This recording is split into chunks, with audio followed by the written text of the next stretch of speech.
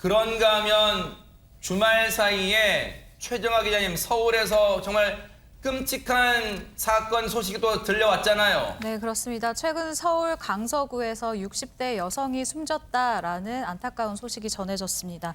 경찰에 따르면요, 지난 22일 오후 3시 45분경에 한 사회복지사가 자신이 이제 연락하고 찾아뵙는 한 기초급여 수급자를 살피기 위해서 등촌동의 한 아파트에 방문을 합니다. 네. 그런데 경찰에 신고를 하는데요. 어르신과 연락이 닿지 않는다라는 아주 다급한 연락을 한 겁니다.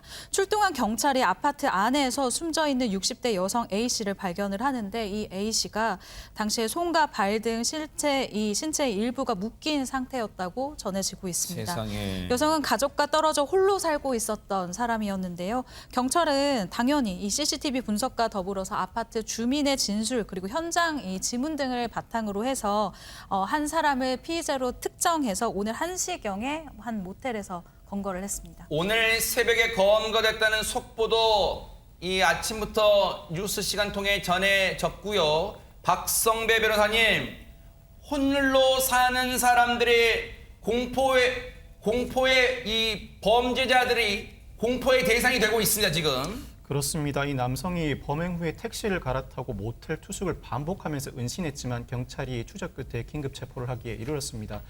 이 남성은 돈을 노리고 범행을 저질렀다고 진술했습니다. 임대 아파트 거주 후 퇴거와 이사 비용을 어떻게 마련할지 고민하다가 평소 이웃으로 알고 지내던 여성이 많은 돈을 가지고 있을 것이라는 생각에 범행을 저질렀다는 것인데 이게 지금 도주에 모텔에 숨는 저기 CCTV군요, 네. 그렇습니다. 네. 이 남성과 여성은 참고로 같은 아파트 건물에 살고 있었습니다. 어허. 여성이 얼마나 놀라고 고통스러웠을지 짐작이 되지 않습니다. 경찰은 구속 영장을 신청할 계획이라고 합니다.